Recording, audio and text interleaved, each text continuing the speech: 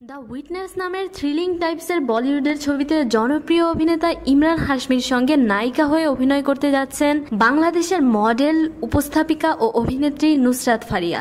আশিকি ছবির সেটে the উইটনেসের casting পরিচালক অপূর্ব জোসেফের নজরে পড়েন নুসরাত। সে সময় নুসরাতের স্ক্রিন টেস্ট নেওয়া হয় এবং তিনি হিন্দি ভাষায় সংলাপ বলতে পারবেন কিনা তাও পরীক্ষা করে দেখেন কাস্টিং ডিরেক্টর। গাওয়াহ দ্য উইটনেস ছবিটি পরিচালনা করবেন বিষ্ণু দত্ত।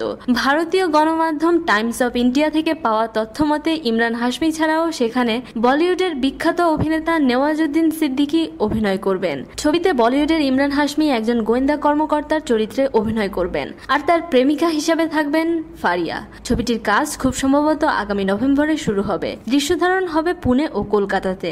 এতে অপর নায়িকা হিসেবে থাকছেন কলকাতার পায়েল সরকার। ছবিটি টালিউড এবং বলিউডের যৌথ প্রযোজনায় নির্মিত হবে। পূর্বে বাংলাদেশের ববিতা গেহরি চোট, শাবানা বিরোধ, রোজিনা অন্যায় অবিচার ছবিতে উর্দু ও হিন্দি ভাষায় অভিনয় করেছিলেন। সে সময় এই সবগুলো মুভি সাড়া জাগিয়েছিল দর্শকদের মাঝে। ফারিয়ার মুভিটিও ভালো করবে বলে ফারিয়া ভক্তরা আশা করছেন।